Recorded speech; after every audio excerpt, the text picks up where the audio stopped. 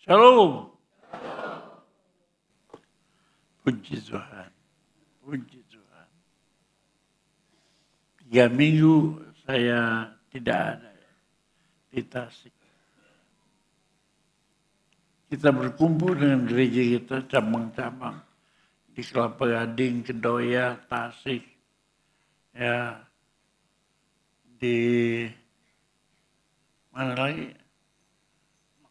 Mekarwangi, di Bekasi,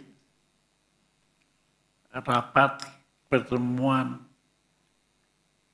Memang itu sangat melelahkan untuk saya yang sudah berusia 90 kurang 4. Buat orang tua seperti ini mestinya pensiun, diem. Pulang dari Jakarta 10 jam. Lelah. Tapi aku bersyukur aku tidak mati. Karena aku punya roti hidup yang memberikan kehidupan padaku. Akulah roti hidup. Yohanes pasal 6 ayat 25-40, ketika orang banyak menemukan Yesus di seberang laut itu, Galilea, mereka berkata kepadanya, "Bila mana engkau tiba di sini?" Yesus menjawab, "Aku berkata kepadamu sesungguhnya, kamu mencari aku, karena kamu tahu aku telah melihat, karena kamu telah melihat tanda-tanda, karena kamu telah makan roti itu hingga kenyang. Kamu mencari aku karena kamu telah makan roti itu hingga kenyang. Bukan untuk makanan yang dapat binasa, melainkan untuk makanan yang bertahan sampai pada hidup yang kekal, yang diberikan anak manusia kepadamu, yang disahkan oleh Bapa. Demikian. Mereka bertanya, apakah yang supaya kami dapat mengerjakan pekerjaan Allah. Manusia banyak hidup melakukan pekerjaan manusiawi. Hidup mengerjakan pekerjaan duniawi supaya dapat makan. Dan inilah kebanyakan manusia. Bagi orang yang tidak beriman, it's okay lah. Tapi bagi orang beriman juga, kok masih banting tulang dan merasa tidak cukup. Tidak cukup. Pendeta Yusuf Roni berkata, apakah masih ada Taman Eden? Apakah masih ada Taman Firdaus di mana orang merasa cukup, tidak berkekurangan apa-apa? Dalam kitab Kejadian awal disebutkan ada sungai-sungai Tigris, Efrat, Pihon, dan Gison. Di sana terdapat banyak emas berdoya, emas murni yang paling tinggi harganya. Dan di sana terdapat pohon-pohon. Manusia itu hidup dengan makan buah yang diberikan Tuhan. Tidak usah bekerja banting tulang seperti sekarang. Timbul pertanyaan, mengapa manusia sekarang banting tulang? Padahal dulu manusia dulu itu ya diberi makan gratis, disediakan Allah dari surga. Tidak merasa kekurangan. Apa yang salah? Kok manusia sekarang itu Merasa kurang. Berapapun yang dia peroleh, tidak pernah cukup. Dan manusia itu merasakan kekurangan, dan kekurangan. Oh, saudara, sedih sekali. Kalau manusia merasa kekurangan, itu beda sekali dengan Taman Eden. Taman Eden itu semua cukup. Makan cukup, pakai cukup, suami cukup, istri cukup. Ya, Tuhan sediakan Adam untuk Hawa. Sediakan Hawa untuk Adam. Cukup. Tapi aneh orang zaman sekarang. Makan, pakai. Tidak cukup. Kalau orang duniawi, oke lah. Tapi kan bagi orang percaya, orang yang dalam gereja masih merasa tidak cukup. Pendeta Yusuf Roni berkata, masih adakah Taman Eden sekarang? Taman Eden itu seberapa sih luasnya? Beliau berkata, tidak luas. Taman Eden itu adalah rumah tangga kita, keluarga kita. Ya, makan pakai cukup, suami, istri cukup. Kita tuh jangan seperti orang yang di luar iman. Cari makan banting tulang. Terus. Jadi sebenarnya orang yang banting tulang cari makan, nomor satu cari duit supaya bisa hidup tenang. Itu adalah orang yang belum menemukan Taman Eden. Atau sudah terlempar keluar dari Taman Eden yang menurut Kejadian terusir keluar.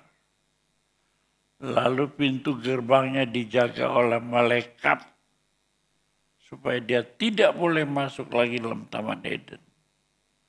Terusir keluar pengembara di atas muka bumi. Oh, dalam Yohanes pasal 6 ayat 25 sampai 40, jawab Yesus kepada mereka, inilah pekerjaan yang dikehendaki Allah, yaitu hendaklah kamu percaya kepada Dia yang diutus Allah. Jadi yang bagi orang yang terus merasa kurang, banting tulang, kurang, manusia itu memang tidak ada cukupnya karena sifat dosa menguasai hidupnya. Jadi selalu ada perumpamaan ejekan. Kenapa manusia itu diciptakan dari tanah, tapi berbeda-beda sifatnya. Dikatakan, oh ada yang sifatnya itu sombong. Itu diciptakan dari tanah tinggi. Ada yang sifatnya suka suci. Oh itu merasa diri hebat rohaninya. Oh itu diciptakan dari tanah suci. Ada yang suka berkelahi. Itu diciptakan dari tanah longsor. Ya. Ada yang suka perkara-perkara rohani, hidupnya ibadatnya baik. Oh itu diciptakan dari tanah suci. Terus ada yang diciptakan itu suka nakut-nakutin orang. Oh, itu diciptakan dari tanah kuburan. Misalnya, ada yang suka belanja, beli pakaian yang bagus. Ada yang suka make up, minyak wangi, dan lain-lain. Itu diciptakan dari mana itu? Oh, itu dari Tanah Abang, Jakarta. Pusat belanja. Tuh, itu kelihatannya lucu-lucu ya, tapi itu sindiran bagi manusia yang selalu merasa kurang. Saya katakan manusia itu tidak pernah merasa cukup selama dia masih berdarah dosa sampai dia dibebaskan oleh darah Kristus.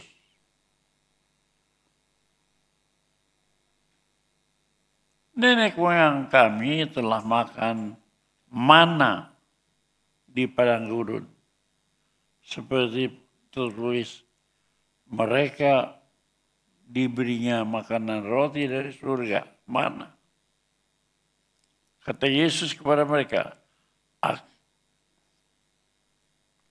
aku berkata kepadamu, sesungguhnya bukan Musa yang memberikan roti dari surga itu, melainkan Bapakku yang memberikan kamu roti yang benar dari surga. Manusia itu selalu tidak pernah puas. Berapa saja tidak pernah cukup. Aneh. Karena dosa, gengsi, kesombongan. Orang dari kampung biasanya makannya apa? Ubi, telo. Makannya sampe. Ada yang makan papeda. Ya. Sederhana. Tapi kalau sudah duit banyak, makanannya yang berubah. Kalau semua duitnya banyak, enaknya yang dicari. Ya. Kalau sudah makanannya semua cukup, masih kurang. Apa? Gengsinya. Biasanya makan di warung, sekarang saya mau makan di rumah makan Mutiara. Biasa makan lauk asin, saya mau makan seafood. Itu nggak ada habisnya. Terus tidak berhenti. Manusia itu begitu. Jadi kapan manusia bisa cukup? Tapi firman Tuhan bilang, hendaklah kamu mencukupkan dirimu. Itu orang yang berbahagia itu. Taman Eden cukup. Yang tidak cukup itu Taman Edan. Jangan jadi edan. Saya kan berhak milih. Dikatakan oleh Alkitab, hak pilih itu bebas. Benar. Tapi ingat, kalau kau memilih dengan bebas, ujung-ujungnya hukuman Allah, terhukum kekal selama-lama di dalam api neraka yang tidak pernah padam. Tapi kita bukan orang yang bebas seperti itu. Kita adalah orang yang tunduk kepada firman Allah. Pusat hidup kita bukan dunia ini.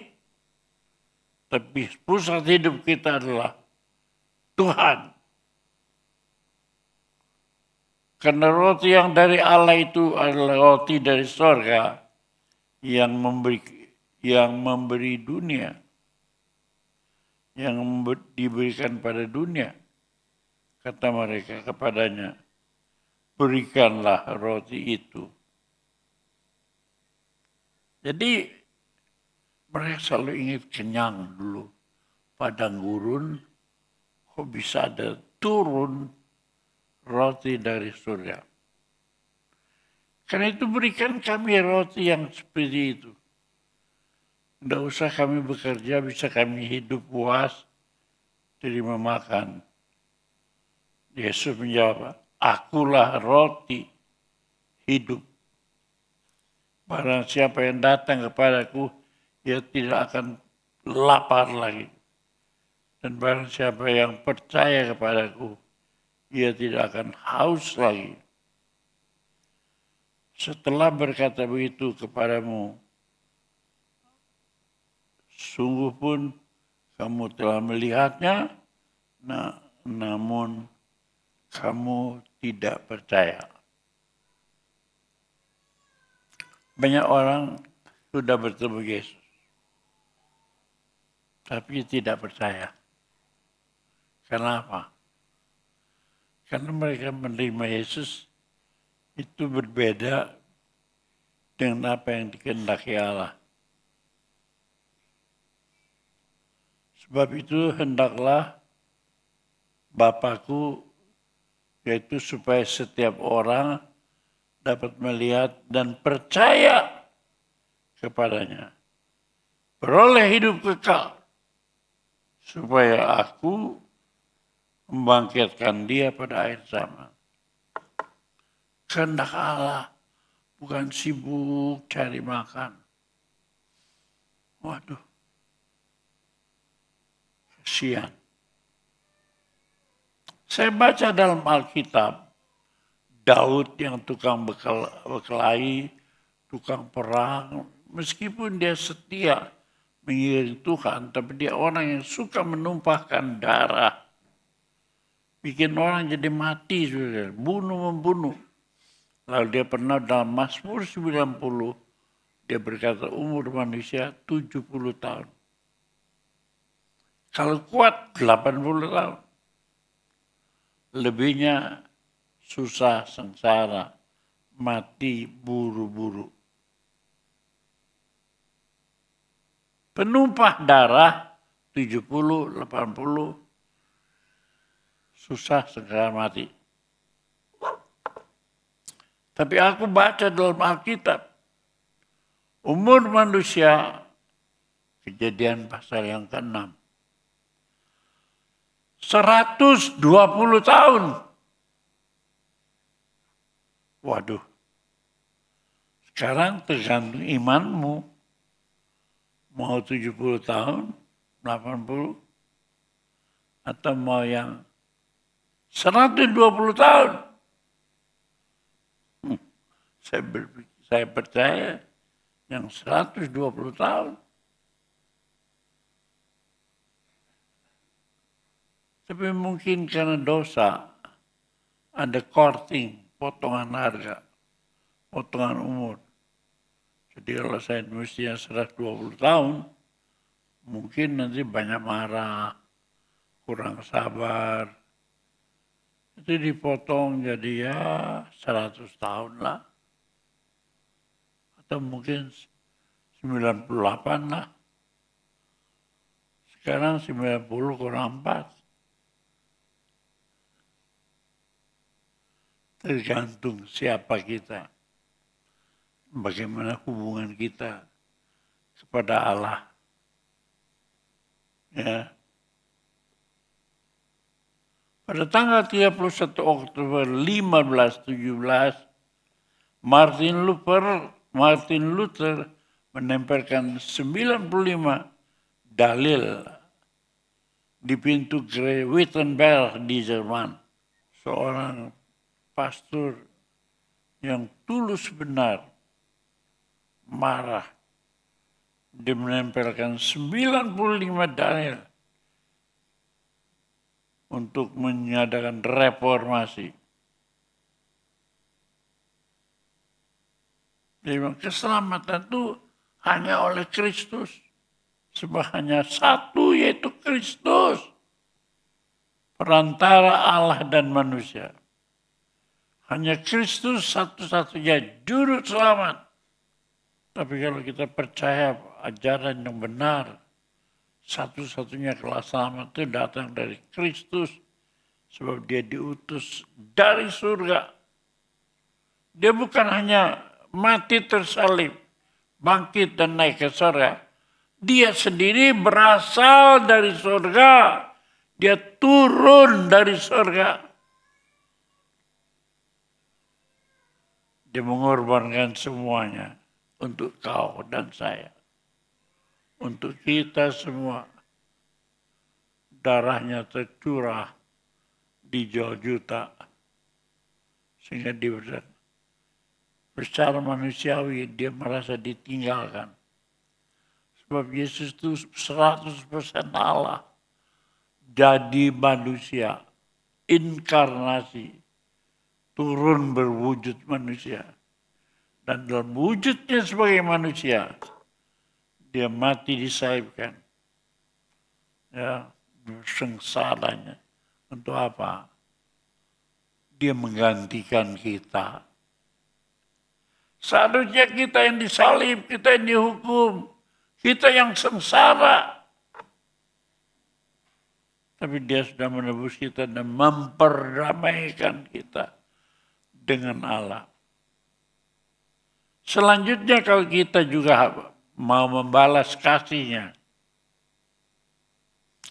kita mau hidup damai dengan Allah. Orang yang hidup damai itu, ya, orang yang sungguh-sungguh menghormati Allah. Dengan hati yang tulus, mendengar firman-Nya, mentaati kehendak-Nya, itu namanya berdamai dengan Allah. Kalau kita berdamai dengan Allah, Tuhan suka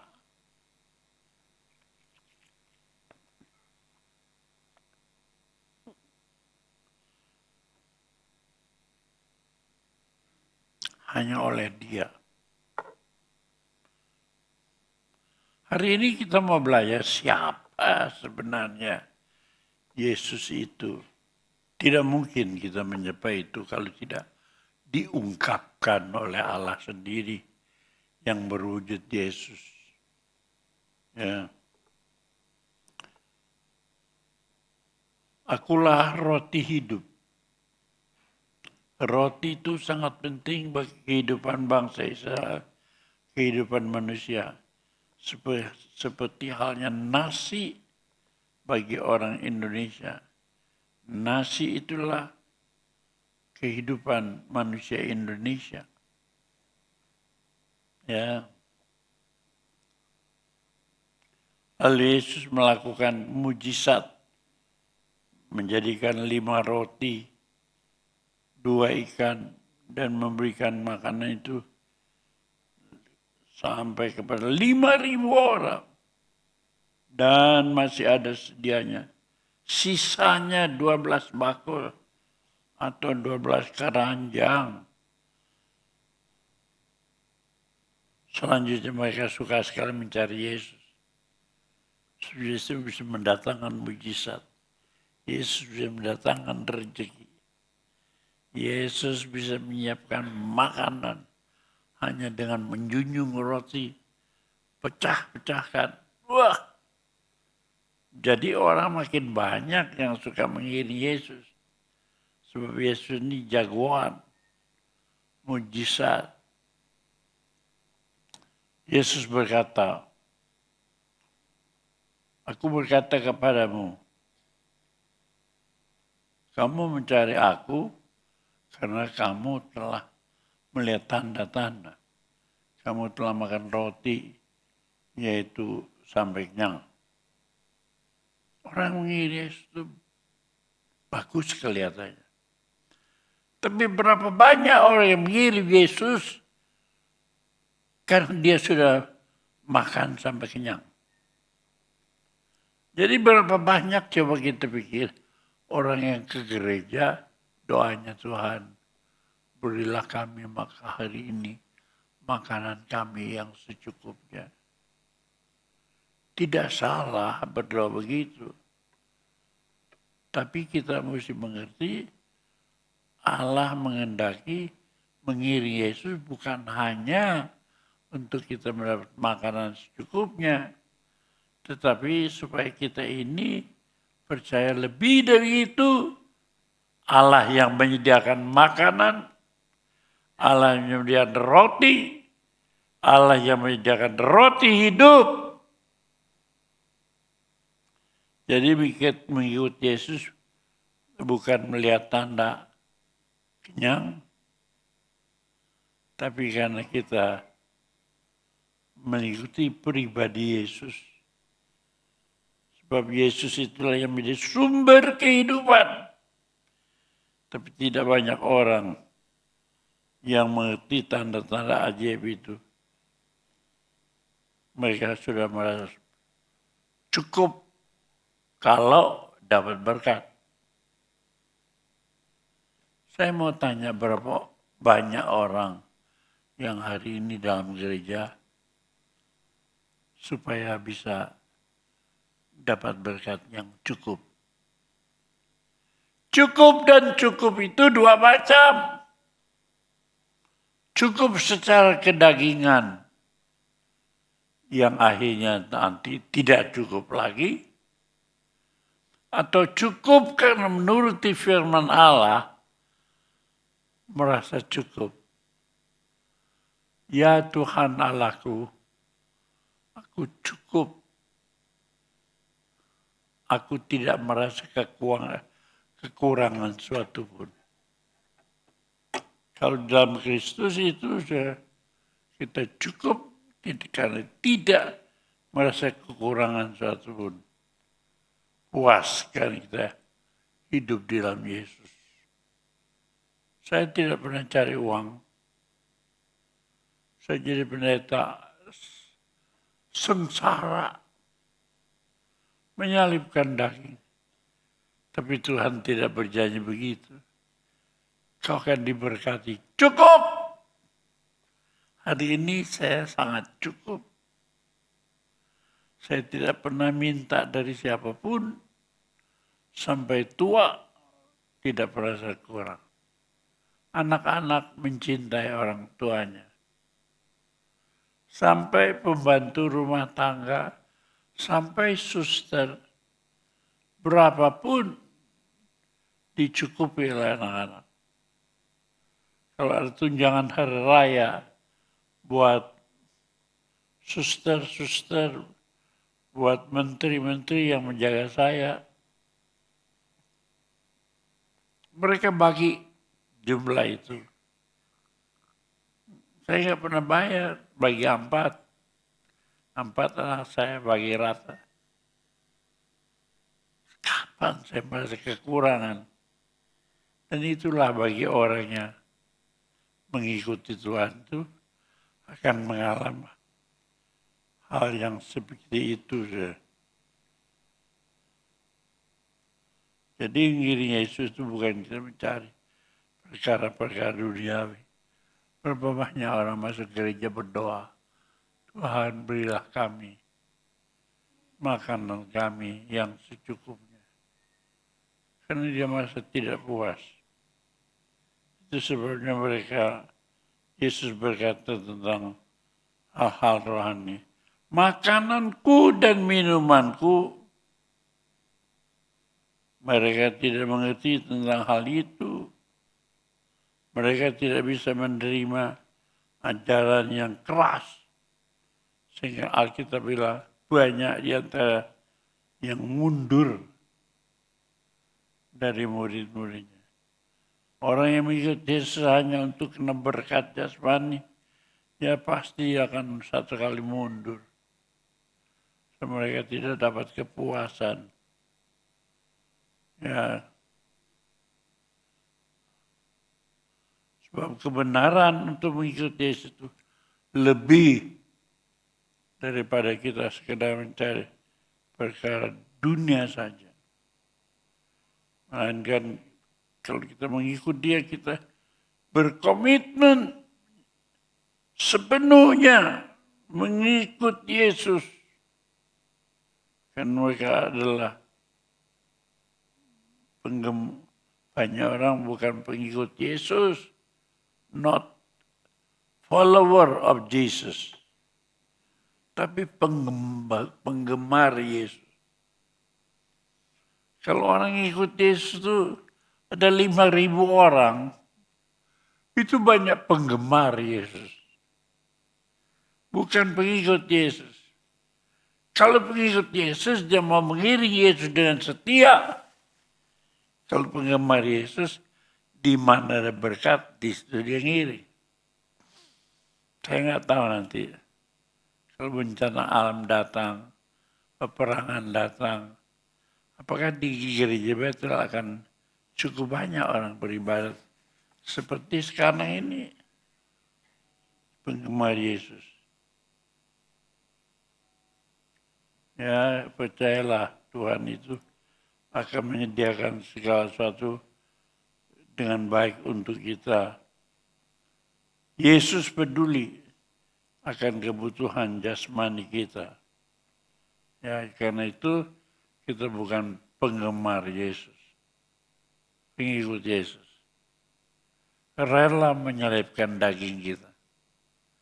Tapi kalau kita sudah rela, Tuhan ganti. Sebab mata Tuhan terus melihat berkeliling muka bumi, mau mencari orang yang tulus hatinya, mau memberikan kuat dan gagah dari Tuhan.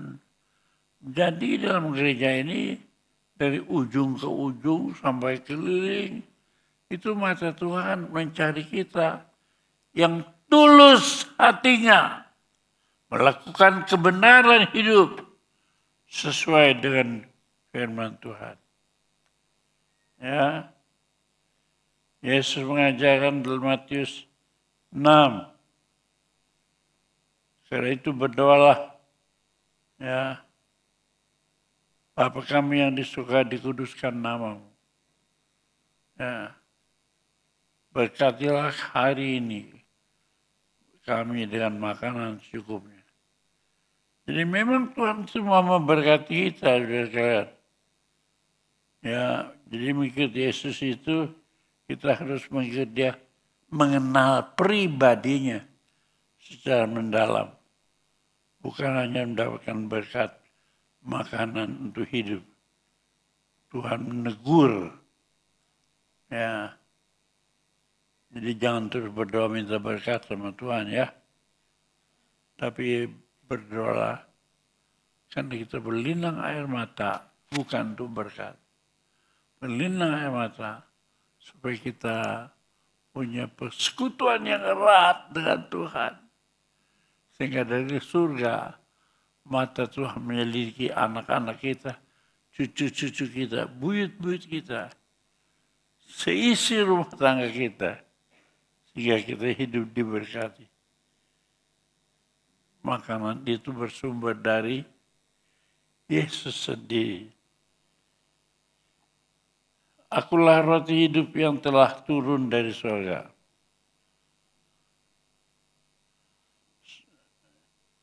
Kalau seorang makan dari roti ini, dia hidup akan selama-lamanya. Dan roti yang kuberikan itu adalah dagingku, darahku. Jadi saudara, roti yang kita cari itu diganti, bukan disediakan oleh kita sendiri. Allah menyediakan bagi kita, yaitu tatkala kita percaya, beriman, hidup bersekutu dengan dia dengan sepenuh hati. Beriman, hidup kudus, hidup bersih, maka dia akan memberkati hidup kita. Oleh karena itu, mari kita koreksi hidup kita dengan cara-cara yang benar supaya kita persekutuan darahnya, dagingnya, yang kita rupakan perjamuan kudus sekarang ini. Artinya, Tuhan, aku bersekutu sebenarnya dengan Dia. Menangislah karena kualitas hubungan kita itu dengan Allah. Tingkatkan itu. Maka kita akan memperoleh supaya kami bisa mengerjakan pekerjaan Allah, yaitu percaya kepadanya, ya, dan melakukan kehendak Allah. Maka kamu akan mendapatkan hidup kekal. Bukan bekerja, tetapi untuk percaya sepenuhnya kepada Dia. Sulit dipercaya. Tetapi percaya itu sumber yang luar biasa. Bukan kita yang menyediakan hidup oleh kita, tapi Dia sudah menyediakan hidup bagi kita. Dia yang turun dari surga. Semuanya itu kita terima. Bukan dengan pekerjaan, tapi dengan iman. Percaya sekarang ini sampai selama-lamanya.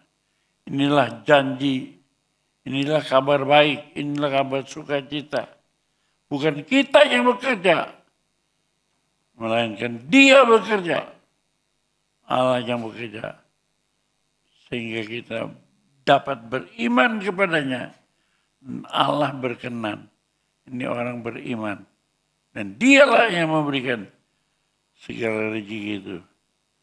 Semboyan solapide artinya hanya oleh anugerah Allah.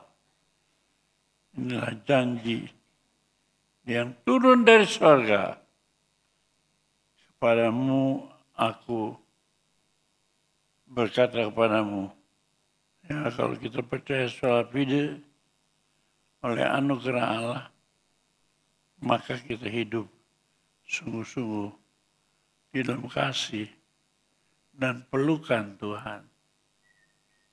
Kita tidak dalam taman Edan, tapi kita dalam taman Eden. Saya kok punya istri udah 81 tahun. Saya udah 86 tahun. Nggak pernah bosan-bosan. Tapi ada orang yang sekarang ini bosan sama suaminya. Bosan sama istrinya. Suka cari yang lain. Bertobatlah. Supaya kita ini dipuaskan oleh Allah. Oleh Roh. Tuhan memberkati.